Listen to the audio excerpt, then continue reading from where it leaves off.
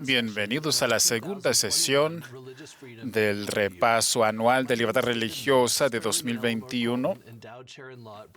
Soy David H. Moore y soy cátedra de Derecho Sterling L. Colton en la Universidad Brigham Young, y quiero expresar mi gratitud a Peter Weiner y a Lelty de la hermana Renlen por sus ponencias. Y me es un placer estar con ustedes en esta segunda sesión cuyo enfoque será la libertad, la dignidad de religión en Estados Unidos. Y contaremos con tres discursantes distinguidos: Asmauddin, Elwyn Clayton y Brett H. Sharps. Y como verán, habría que decirles excelentes. Asmauddin es la autora de Cuando Islam no es una religión, dentro de la batalla de Estados Unidos a favor de la libertad religiosa y de la política de la vulnerabilidad, cómo sanar las relaciones entre musulmanes y cristianos en la era después del cristianismo.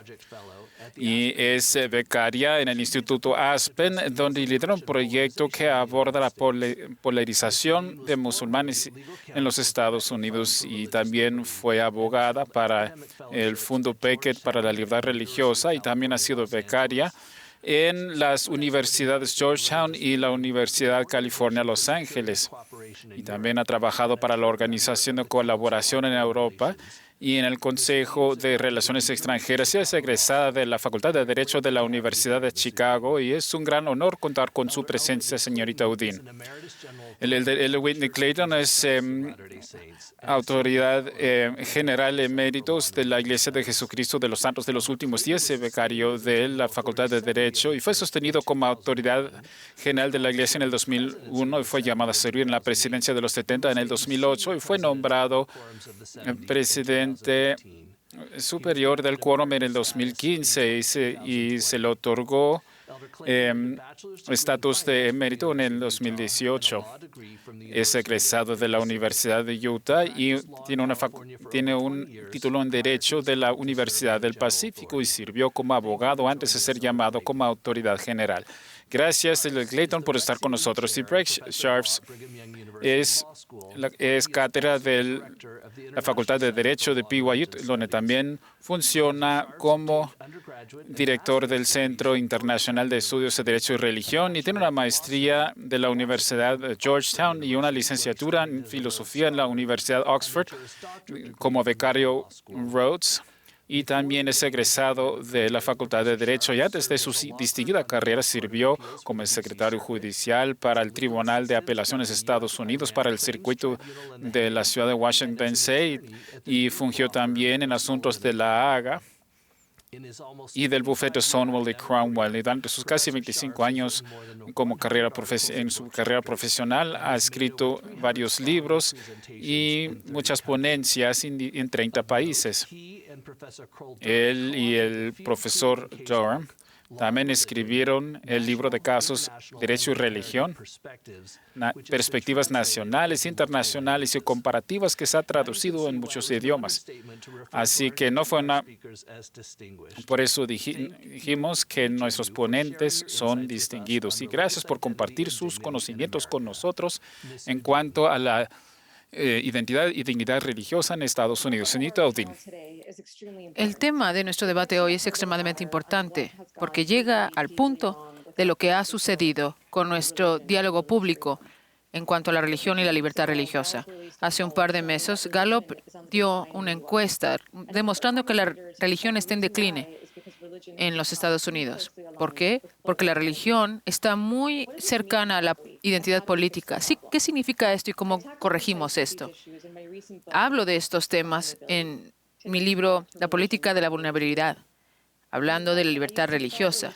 En el libro hablo de dos diferentes religiones polarizantes. Exploro el tema de la dinámica de grupos, el cómo lo identificamos como nuestra identidad política y cómo está cambiando la demográfica en los Estados Unidos y cambian entonces las normas religiosas y políticas. Como todo esto tiene impacto en nuestra vulnerabilidad y los derechos que defendemos el uno del otro, y qué podemos hacer para cambiar estas cosas. Nuestra identidad de grupo son los que incluimos y los que están fuera son los que excluimos. Y creemos que esto incrementa nuestra autoestima. Cuando somos aislados de nuestro grupo por alguna manera, la estigma nos afecta psicológicamente y también nuestro cuerpo tiene una reacción física. Evolucionariamente, los humanos están programados para encontrar un grupo y así no tener que sentirse solos. Ahí existen otros mecanismos. Mientras no es raro que nosotros tengamos tendencias para favorecer un grupo con el que nos identificamos, existen emociones más fuertes. Podemos ver que un grupo no parte de nuestro grupo pueden ser una amenaza o que tienen más poder, pero no debemos sentirnos amenazados por una persona diferente. De hecho, los espacios se están cerrando entre diferencias. Si vamos a pensar en los conservativos blancos estadounidenses como el grupo de enfoque, hay muchas razones por las cuales se pueden sentir amenazados. Primero, la dominancia de este grupo étnico está en declive. Anteriormente eran el 84% de la población, pero desde entonces han llegado casi 59 millones de inmigrantes en los últimos 50 años. Entre 1965 y 2015, la población asiática de los Estados Unidos subió de 1.3 millones a 18 millones y la población hispana de 8 millones a 57 millones. Y las encuestas muestran que esto se duplicará para 2025 y el censo indica que sucederá antes. También los protestantes blancos en los Estados Unidos son una minoría. Un estudio en el 2017 mostró que los protestantes estadounidenses solamente constituyen 43% de la población estadounidense. Debemos entender la gravedad de los cambios. En 1946, 8 de cada 10 americanos eran blancos y cristianos. En 1996, los blancos americanos aún eran 2/3 de la población.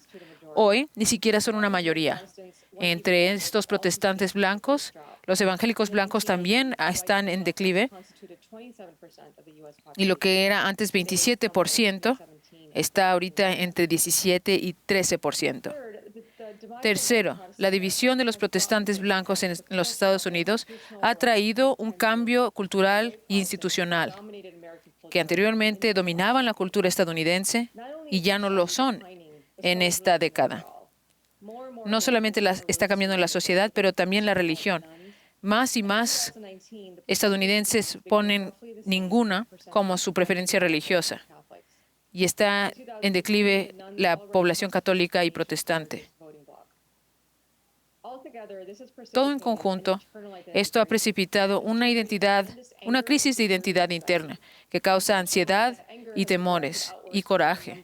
Estos corajes se han reflejado al oprimir a diversos grupos de minorías. También vivimos en tiempos con mucha polarización. ¿Qué significa esto para nosotros? Tomen todo lo que les acabo de decir sobre nuestra identidad de grupo y pónganlo encima de nuestras aspiraciones políticas. Se ha ahora vuelto todo en una competencia. Las elecciones son un equipo contra otro y lo que importa en las elecciones es que nuestro grupo gane. Entonces, los americanos quieren asegurarse más que el otro equipo pierda, no en que ellos ganen. Por ejemplo, en el 2016, una encuesta encontró que el querer que el partido político republicano ganara era más razón para votar que cualquier plataforma de la campaña. Mientras más odias al otro lado, más probabilidades de donar dinero. Por eso es que muchos de los mensajes políticos generan en crear miedos y divisiones entre partidos políticos. Eso también afecta cómo interpretamos y respondemos a la información. El deseo de que nuestro grupo gane nos hace no prestar atención a la plataforma de los otros grupos y no querer localizar información cierta. Tenemos una cierta idea de nuestros oponentes y no queremos que nada rompa esta perspectiva que tenemos. Muchas personas sienten la necesidad de presentar sus opiniones aunque no tengan todos los hechos. Ya ni siquiera prestamos atención a nuestra curiosidad, porque nosotros simplemente escuchamos lo que dice nuestro grupo y la curiosidad es vista como algo malo en lugar de algo valioso en el proceso de aprendizaje. Entonces, aquí es cómo afecta a los musulmanes estadounidenses. Y mi libro analiza esto de una manera mucho más específica. Pero ahorita nuestras rivalidades de grupo tienen serias consecuencias dadas las mega identidades. Un voto puede indicar las preferencias políticas de una persona y también pueden indicar su etnicidad, su género, su tienda favorita. Puedes hablar con alguien por teléfono y si nunca habías hablado con ellos y les dices que eres blanco, eso no dice mucho nada más. Pero si tú dices que eres republicano, se puede asumir que no eres bisexual, no religioso o judío. Podemos pensarlo como polarizante. Nosotros nos polarizamos hacia las personas que tienen la misma identidad o opinión que nosotros. Nuestra identidad política nos divide y pueden darse muchos problemas dado la hostilidad que se puede reflexionar. En este círculo que está creciendo, la polarización extrema es mala porque nada puede ser blanco y negro. Consideremos lo siguiente, un grupo conservativo que aboga para que se bajen los impuestos,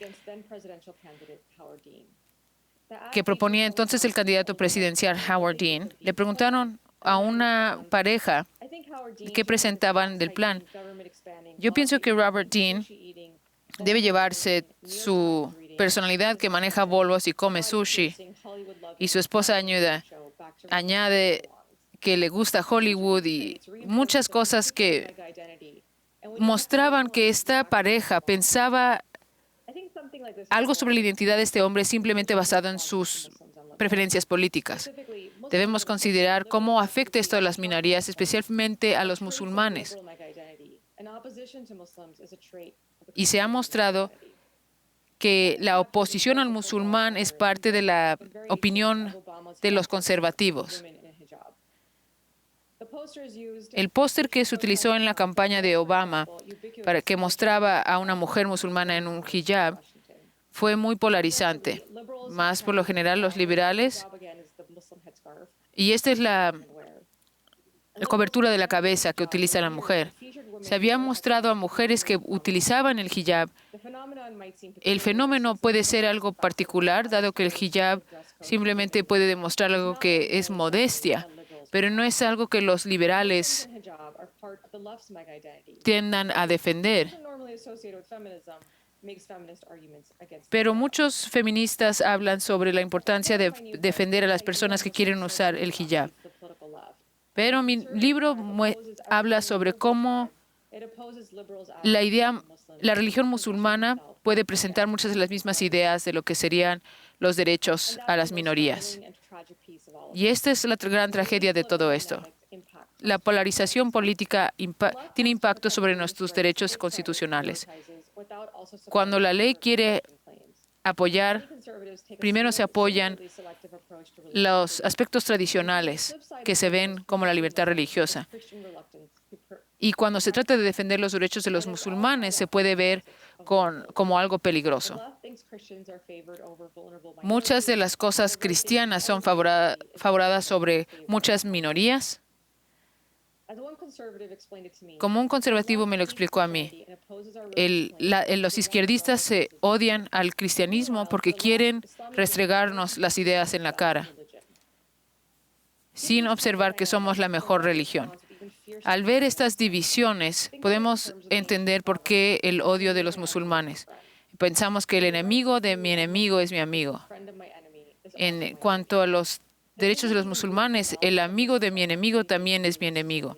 Y vemos que existe entonces mucha discriminación religiosa dentro de los Estados Unidos. Muchos de los mismos comentadores que dicen que los cristianos son perseguidos en los Estados Unidos no reportan sobre las faltas de observar los derechos de las minorías. Mi libro menciona todo esto sobre los crímenes que han existido en contra de las minorías, en particular los musulmanes. En un caso en corte del 2010, en Tennessee, un grupo de cristianos argumentaron en corte que los musulmanes no podrían edificar una iglesia porque el ser musulmán no era religión. Y estas mismas perspectivas se comparten en muchos lados. Vemos desafíos legales para que los musulmanes puedan tener derecho a los juzgados y a las escuelas públicas. Entonces, ¿cómo mejoramos esto? ¿Qué podemos hacer en cuanto a esta triste manera de estar? Primero, debemos de considerar que todos podemos presentar algún tipo de solución.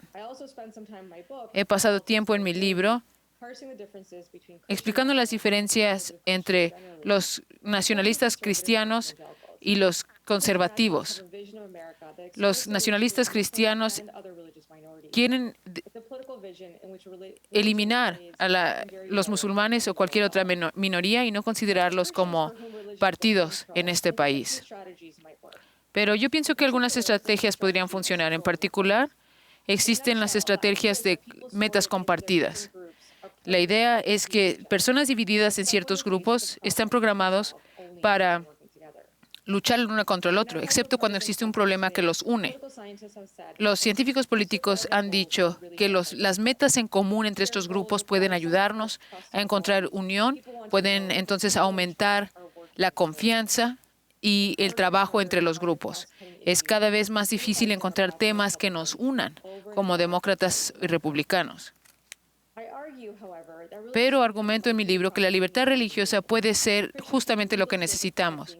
Los cristianos tienen la responsabilidad de proteger los derechos de religión de los musulmanes porque si empezamos a hacer excepciones para grupos que no nos caen bien, entonces ponemos en la balanza todos los derechos que nos protegen a nosotros también. Y en estos momentos, cuando muchos cristianos entienden que la libertad religiosa es una herramienta vital para proteger la libertad religiosa de todos, tienen la responsabilidad compartida con todos los grupos. La libertad religiosa también es efectiva porque no requiere que alguien deseche sus creencias. Las personas no se sienten minimizadas o amenazadas. Ellos pueden quedarse con sus diferencias al proteger las cosas que les unen.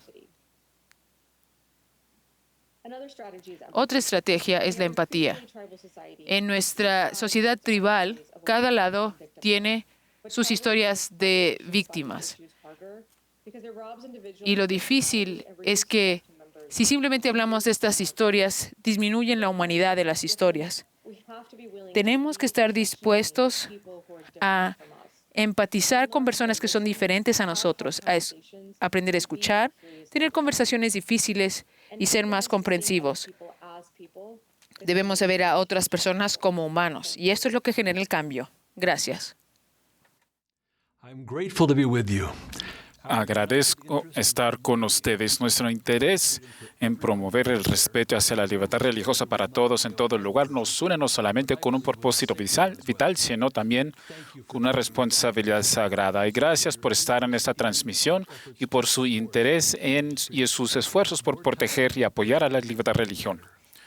Su tiempo y su interés importan y compartimos una creencia compartida en la libertad religiosa y la importancia de la identidad religiosa individual. La libertad religiosa no es algo que se gana, sino es algo innato que viene en todo ser humano. Los sentimientos que nos animan no son fáciles de describir para aquellos que no los han experimentado, pero son reales y son el centro de nuestras vidas. El poder profundo de la creencia religiosa entre los antiguos se halla frecuentemente en las Escrituras. En el libro de Hechos en el Antiguo Testamento se describe una ocasión poco después de la resurrección de Cristo, cuando los apóstoles Pedro y Juan fueron arrestados después de la sanación prominente fuera de las puertas de Jerusalén, cuando sanaron a un paralítico de nacimiento, lo que dio lugar a la detención e encarcelación una noche de Pedro y Juan, y el día siguiente los trajeron ante los escribas y los gobernantes, junto con el que había sido sanado. Y se les preguntó, ¿con qué poder o en qué nombre habéis hecho vosotros esto? Pedro y Juan estaban ante los mismos hombres que habían condenado a Cristo y que vehementemente habían instado a la crucificación de Cristo. Y Pedro respondió valientemente, que en el nombre de Jesucristo de Nazaret, a quien vosotros crucificasteis y a quien Dios resucitó de los muertos, por él este hombre está en vuestra presencia sano. Y Caifás y los sumos sacerdotes amenazaron a Pedro y a Juan y mandaron que no hablaran ni enseñaran en el nombre de Jesús. Y Pedro respondió,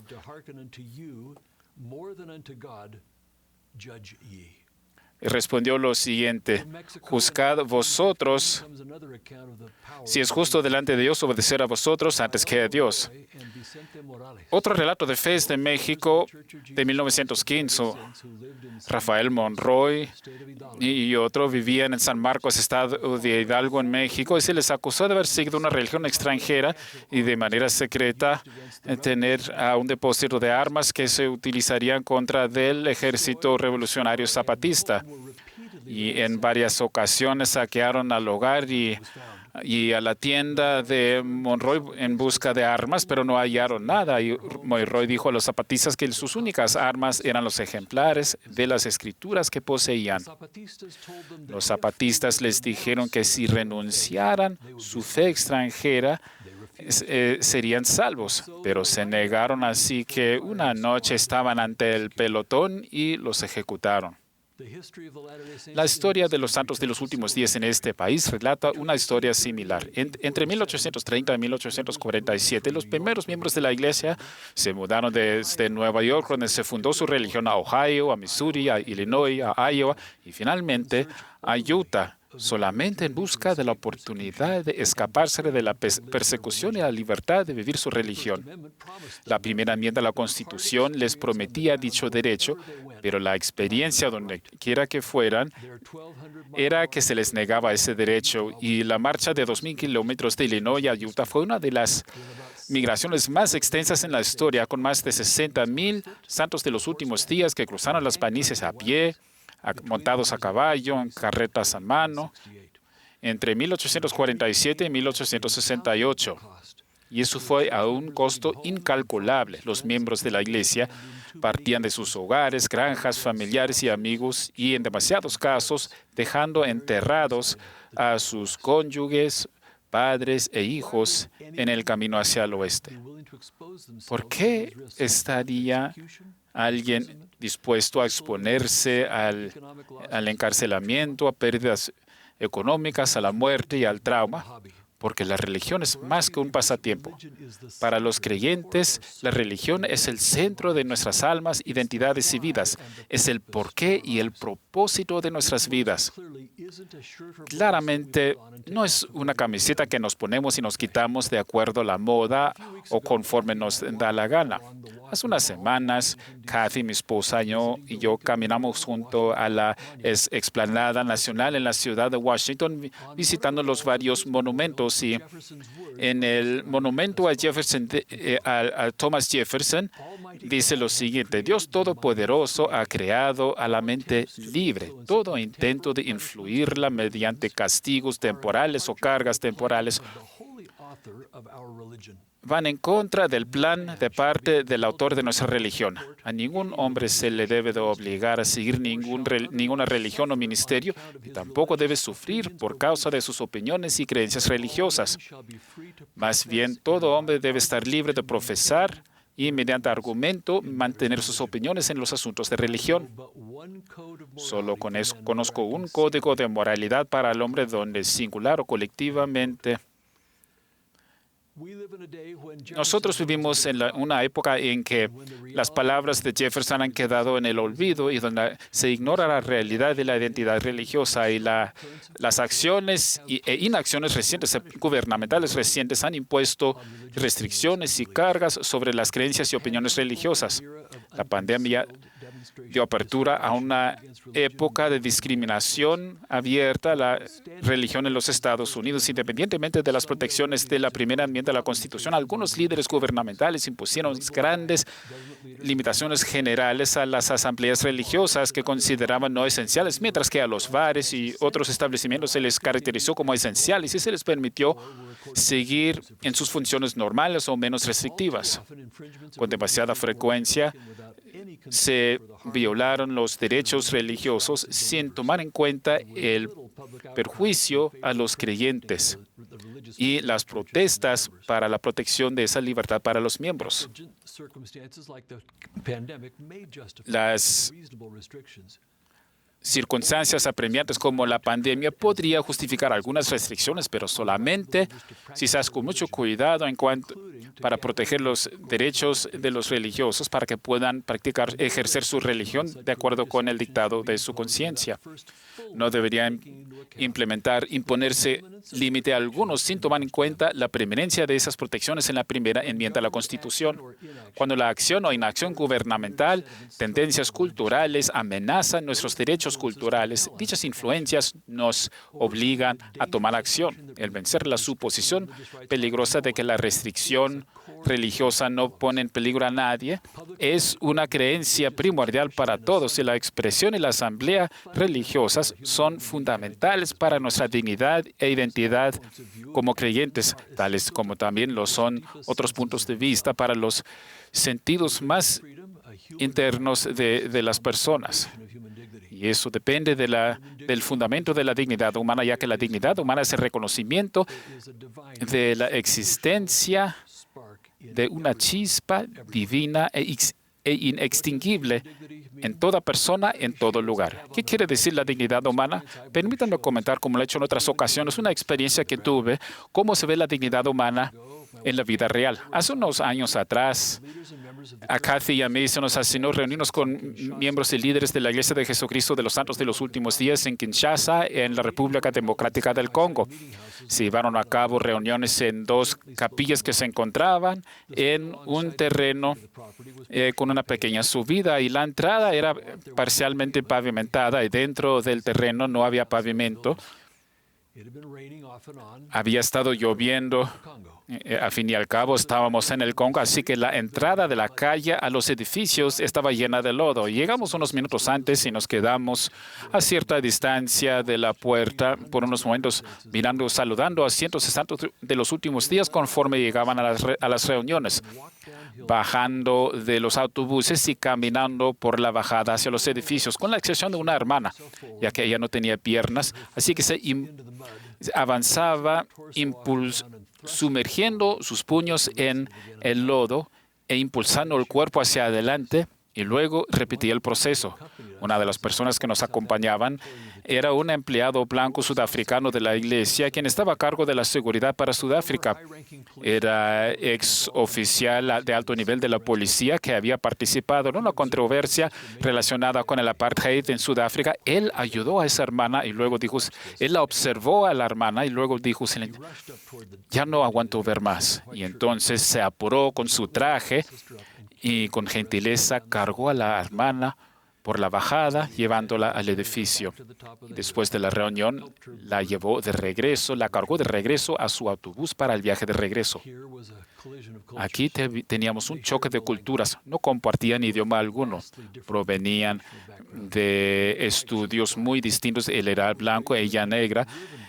Él había crecido en un país impactado por el apartheid y ella probablemente solo había visto muy pocos blancos en su vida, pero ambos estaban muy al tanto de sus propias identidades como hijos de Dios. Y con todas sus diferencias, esa característica imprescindible sí la compartían. Aún como hermano y hermana, eso los ata. Los ataba en aquel entonces y ahora y los atará para siempre. La acción de él validó su dignidad humana compartida y su identidad compartida como hermanos y hermanas iguales ante Dios. La tontería Will Rogers es un musical de Broadway, incluye una canción donde dice, jamás conocí a hombre alguno que no me cayera bien. Y en una parte, Rogers, quien es parte indígena Cherokee, cantó unos momentos la canción de jamás he conocido hombre alguno que no me cayera bien y luego dijo al público, creo que en mi vida he conocido mucha gente y siempre trato de tratarlos como lo hacían mis antepasados indios. Fíjense que el indio siempre mira hacia atrás después de pasar algo para que pueda ver el asunto desde ambos lados de la moneda. El blanco no lo hace así. solo cree que todos los lados de una cosa siempre son iguales. Por eso nunca deben juzgar al hombre cuando lo miran de enfrente. Hay que ir detrás de él para ver qué es lo que ve él, tal como lo hace el indio, y luego podrán enfrentarlo y tendrán una idea totalmente diferente de su identidad y se sorprenderán de lo fácil que será llevarse con todos. Un paso fundamental en la protección de la libertad religiosa y en promover la dignidad humana es ayudar a los creyentes y a los no creyentes a escucharse unos a otros con un respeto modesto a los puntos de vista de los demás. No es necesario que siempre estemos de acuerdo con los demás, pero si podemos escuchar a los demás e ir por detrás de la persona para ver lo que ve esa persona, entonces aumenta la posibilidad de ver un sendero en común hacia adelante. Y las controversias de los derechos hoy día se caracterizan por la omisión de ver los puntos de vista de los demás.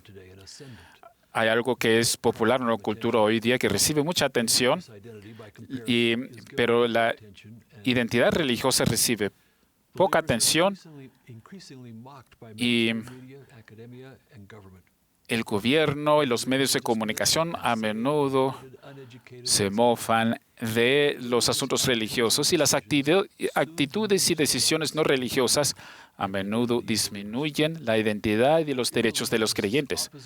Para los religionistas, ellos lo consideran como algo que avanza su causa secular.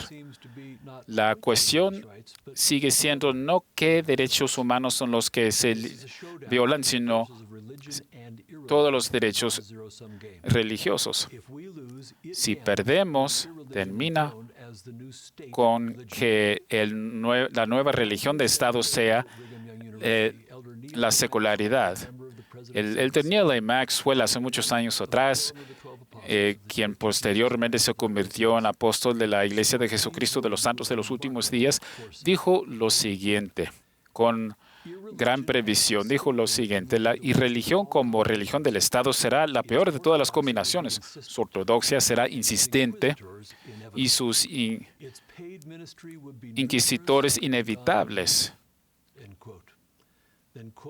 Y luego, citando a M.J. Soburn, mencionó además lo siguiente: la comisión religiosa ahora es una comisión de segunda clase, con la esperanza de que se quede hacia atrás en el autobús secular y que no se queje al respecto. No podemos ganar esta guerra solos. Debemos estar unidos para asegurarnos de que se reconozca la dignidad humana para todos en todo lugar. Y para proteger a la libertad religiosa y la dignidad humana, y si queremos tener éxito en proteger a nuestros derechos, colaboraremos juntos a nivel académico, independientemente de nuestras diferencias y doctrinas. Felicito al Centro Internacional de Estudios de Derecho y Religión porque sus aportes han llegado a ser más potentes y prominentes con cada año que pasa. Que nos unamos todos a dicho centro para llevar a la batalla lo mejor del mundo académico, de la persuasión, del apoyo económico y del apoyo personal a medida que nos esforzamos por proteger a la libertad religiosa, la dignidad y la identidad humana. Muchísimas gracias.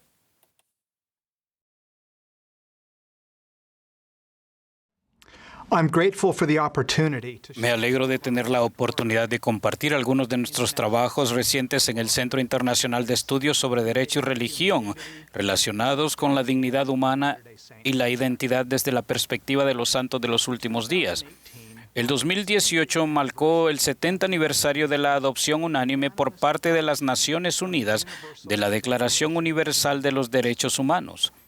Desde hace varios años, esto fue el primer centro como instrumento y ha sido el cimiento de la revolución de la libertad desde que fue la Segunda Guerra Mundial. Por varios años, en el centro hemos estado pensando en algo significativo que pudiéramos hacer para conmemorar este importante aniversario y también en algo que pudiera refrescar y renovar el discurso sobre los derechos humanos, que en los últimos años se ha politizado bastante y se ha vuelto controvertido y divisivo en años recientes. En enero de ese año, John Fugel quien en aquel entonces estaba en las uniones europeas y era el que creía en la religión, nos visitó aquí en BYU y él nos ayudó a pensar en qué era lo que podíamos hacer y ayudar al embajador Fegel a describir cuál era la razón para un cambio climático en el discurso de los derechos humanos. En sus palabras, en su obra, él encontró la dignidad humana, que fue en un sentido importante la idea básica de los derechos humanos, y comenzó con conversaciones y cerrando brechas y encontrar algunas cosas en común para establecer la libertad religiosa en el mundo. En verdad, esta dignidad fue un cimiento y una idea importante de los derechos humanos. Consideren esto de Douglas MacArthur en el tiempo de la rendición japonesa al final de la Segunda Guerra Mundial. Mi más ferviente esperanza, y de hecho la esperanza de toda la humanidad, es que de esta solemne ocasión surja un mundo mejor de la sangre y la masacre del pasado. Un mundo dedicado a la dignidad del hombre y al cumplimiento de su más preciado deseo de libertad, tolerancia y justicia. Pero cuando los 18 países que componen la Comisión de Derechos Humanos de la ONU en 1947 empezaron a redactar el borrador de la Carta de los Derechos Humanos y llegaron rápidamente a un punto muerto, ya que habían demasiadas ideas diferentes sobre por dónde comenzar y qué debía incluirse. Finalmente, uno de los miembros del Comité de Origen chino, P.S. Chang, recalcó que el concepto de la dignidad humana se ha mencionado en el preámbulo de las Naciones Unidas. Quizás podamos empezar por ahí, él sugirió. Esto rompió el obstáculo y centrarse en la dignidad humana ayudó al proceso de identificar, especificar y articular los 30 artículos breves que componen el texto final. La importancia de la dignidad humana es evidente desde la primera frase del preámbulo. El preámbulo comienza diciendo, afirmando que el reconocimiento de la dignidad intrínseca y de los derechos iguales e inalienables de todos los miembros de la familia humana es el fundamento de la libertad, justicia y paz en el mundo. Y en los primeros artículos declara la Declaración Universal de los Derechos Humanos. Todos nacen con dignidad, libres y con derechos. Ellos son dotados con conciencia y deben de actuar con el mismo espíritu de hermandad. Nuestros esfuerzos hace 70 años después culminaron en una reunión en Punta del Este, Uruguay, donde un grupo de 40 expertos en derechos humanos de todo el mundo se reunieron para elaborar un documento en el que se enumeran las muchas formas prácticas en que la dignidad humana puede ayudarnos a afrontar los retos actuales en materia de derechos humanos. Ahora, para los que estaban haciendo el borrador, nos dimos cuenta de que habían muchas otras personas 70 años anterior que la dignidad humana es algo de gran uso al poder encontrar acuerdos con dichos derechos. La idea clave en la que nos hemos centrado es la de la dignidad humana para todos y en todas partes. Durante los últimos 4 años hemos llegado a llamarla la iniciativa de la dignidad humana y ha estado en el centro de nuestro trabajo. Creemos que todos los seres humanos están dotados por su creador de una dignidad humana inherente e ilimitada. Esta dignidad es el fundamento de los derechos humanos y una de las justificaciones más poderosas de la libertad religiosa para todos. Hemos creado un sitio web, dignityforevereveryone.org, que incluye información sobre los antecedentes de la redacción y el contenido de la declaración, así como las traducciones a una lista cada vez mayor de idiomas. También quiero mencionar un nuevo libro ilustrado de sobremesa que hemos producido para resaltar y ampliar el tema de la dignidad humana para todos en todos lados. Se acaba de publicar en abril de este año y contiene citas de 100 de los firmantes de la Declaración de Punta del Este sobre lo que significa la dignidad humana para ellos. Casi lo que nos hemos dado cuenta es que la dignidad humana es una idea que es sencilla y clara, pero que también es muy enriquecida y profunda. Muchos tienen algo interesante y algo que decir cuando se les pregunta lo que significa la dignidad humana para ellos. Yo he llegado a ver estas cosas y las he resaltado en este libro como puntos brillantes, no solo para iluminar nuestra comprensión de una idea importante, sino que también aportan luz a un mundo que parece sumido en la oscuridad. Por ejemplo, el rabino Lord Jonathan Sacks, quien falleció en 2020, ha dicho que el valor supremo que debería preocuparnos es maximizar su dignidad humana, la dignidad de todos los seres humanos, por igual, como hijos del Creador y del Dios Redentor. El cristiano ortodoxo vemos imágenes de personas de diferentes culturas que nos recuerdan la declaración o que la declaración no es tener un argumento correcto, pero expresiones de valor y amor. Andrew Bennett, un cristiano ortodoxo oriental y antiguo embajador de la libertad religiosa en Canadá, dijo lo siguiente: que la dignidad que tenemos es trascendente e inmanente en el núcleo, y que los derechos humanos deben servir para reafirmar constantemente la convicción de la dignidad inherente a la persona. En el 2019 participamos en una conferencia en la Universidad de Oxford sobre las perspectivas religiosas sobre la dignidad humana. Yo contribuí con un capítulo sobre las perspectivas de los santos de los últimos días, y en esa presentación seleccioné una escritura de cada libro de escrituras, Sud, que resalta una luz sobre la dignidad humana. Algunos de estos versículos son compartidos por otras tradiciones religiosas y algunos son exclusivos de las escrituras Sud. Hoy me gustaría compartir con ustedes una breve sinopsis de estas reflexiones sobre la dignidad humana y la identidad desde una perspectiva de los santos de los últimos días.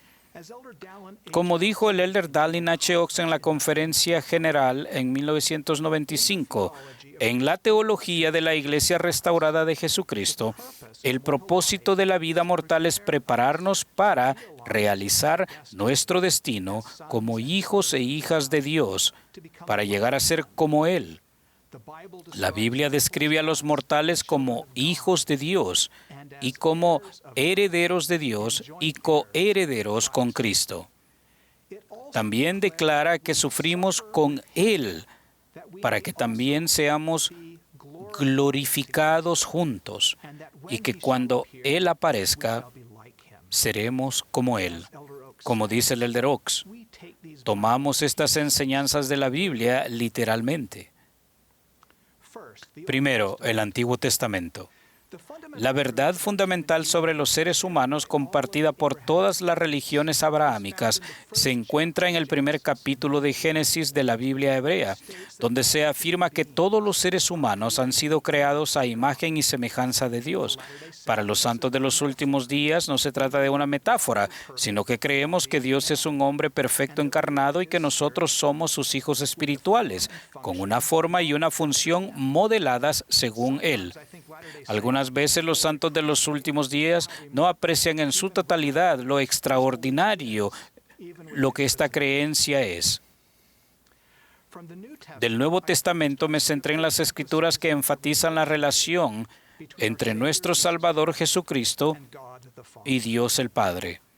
Una de las más conocidas es la oración intercesora de Jesucristo, en la que clama a Dios para que deje pasar la copa, pero al final se somete a la voluntad de Dios. Los santos de los últimos días no piensan en Jesús como en el Getsemaní, como algo monólogo o que cause un conflicto entre él mismo. En vez de eso, este es un hijo buscando unidad con su Padre. La unidad de la Trinidad es la unidad como los hijos de Dios deben de tener con Él y con ellos mutuamente. La unidad de propósito, pero no una unidad de identidad. Mientras que los santos de los últimos días tienden a centrarse en la naturaleza inherente de la dignidad humana, reconocemos una dimensión de comportamiento de la dignidad, parte de la dignidad que proviene de un cambio justo de corazón. Esto es un lema que se encuentra en el Libro de Mormón y se expresa en las palabras de Alma. Esta vida es el tiempo para que los hijos de Dios se preparen para llegar a conocer a Dios. Nuestra dignidad nos prepara a reunirnos con nuestro Salvador y nuestro Padre Celestial. Doctrina y Convenios desarrolla la idea sud de que este es el tiempo para prepararnos y conocer a Dios, y es el tiempo para que los hijos de Dios se preparen para llegar a ser como Él. Este tema no es único a la Doctrina y Convenios, más bien está en consonancia con las doctrinas que se encuentran en la Biblia y el Libro de Mormón. Doctrina y Convenios, sin embargo, brinda particularmente cosas poderosas en la perspectiva de los santos de los últimos días en la dignidad humana. La sección 130, versículos 1 a 2, dice que cuando aparezca el Salvador, lo veremos tal como es. Veremos que es un hombre como nosotros y que la misma dignidad y sociedad que existe entre nosotros aquí existirá entre nosotros allá, solo que estará unida a la gloria eterna, gloria que no disfrutamos ahora. Como dijo el elder Joseph B. Wirthlin, conocer a Dios es pensar lo que Él piensa, sentir lo que Él siente, tener el poder que posee para entender la dignidad humana y cómo hacer las cosas que Él hace. Aquellos que conocen a Dios llegan a ser como Él y tienen ese tipo de vida, lo cual es la vida eterna. La perla de gran precia nos da una porción de lo que Dios es y cómo son sus hijos de manera perfecta.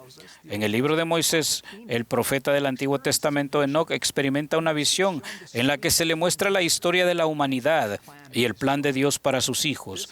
Esta visión incluye el nacimiento, la vida y expiación de Jesucristo.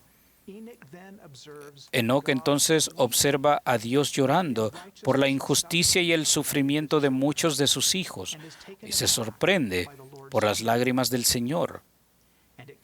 Y sucedió que el Dios del cielo miró el remanente del pueblo y lloró. Y Enoc llevó el registro de ello diciendo, ¿cómo es que los cielos lloran y derraman sus lágrimas como lluvia sobre las montañas? La idea sud de Dios se trata de un Dios que llora y que es más parecido a sus hijos de lo que a menudo se entiende que es Dios. No solo debemos ser más como Él, pero Dios es más parecido a nosotros de lo que a veces nos damos cuenta. Y por eso, para concluir, una creencia fundamental y universal de la dignidad humana está entretejida en toda la teología de la Iglesia de Jesucristo de los Santos de los Últimos Días.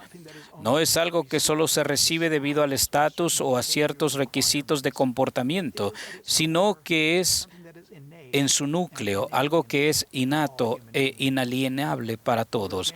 El elder James E. Faust dijo que había visto la dignidad humana y el valor propios expresados con elocuencia en las vidas de los más humildes, en las vidas de los pobres, así como en las vidas de los educados formalmente y los prósperos.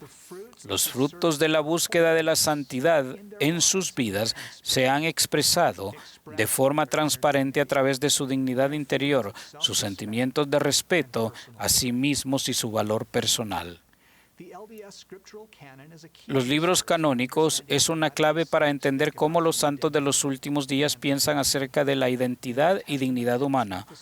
El Nuevo Testamento muestra el poder y el amor en las relaciones divinas a Dios, del Padre y el Hijo, y la expectativa de una conducta justa y el principio crucial de amar al prójimo. El Nuevo Testamento mueve de las relaciones a través del Padre y del Hijo, la expectativa de la conducta justa y el principio crucial de amar al prójimo como a sí mismo. El Libro de Mormón presenta la posibilidad de que los hijos de Dios tengan su imagen en sus rostros, al mismo tiempo que destaca algunos de los aspectos de comportamiento que existen dentro del gran concepto de la dignidad humana. Doctrina y Convenios da un enfoque en cómo las cosas son en el progreso eterno, el potencial de cada persona de poder llegar a ser como Dios. Por último, la perla de gran precia nos da un panorama de un sentimiento de un Dios que llora, que nos ama y que es como sus hijos.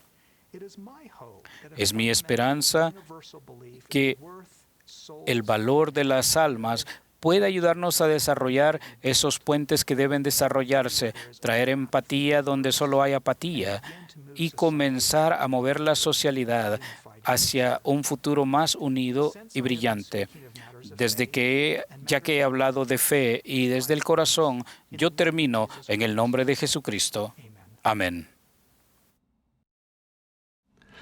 Thank you, Ms. Udine, Elder Clayton, and Professor Sharp. Gracias, señorita Udine y el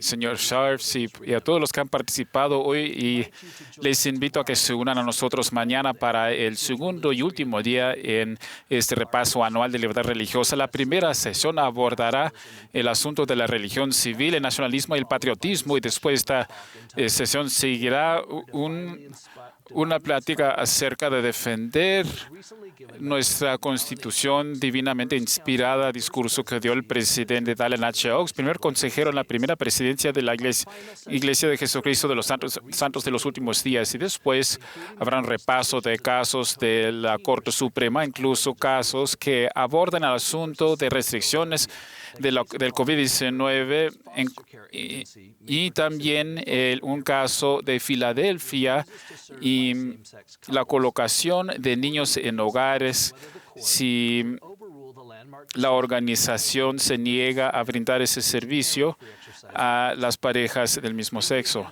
Muchísimas gracias por su participación hoy día y anticipamos verlos mañana.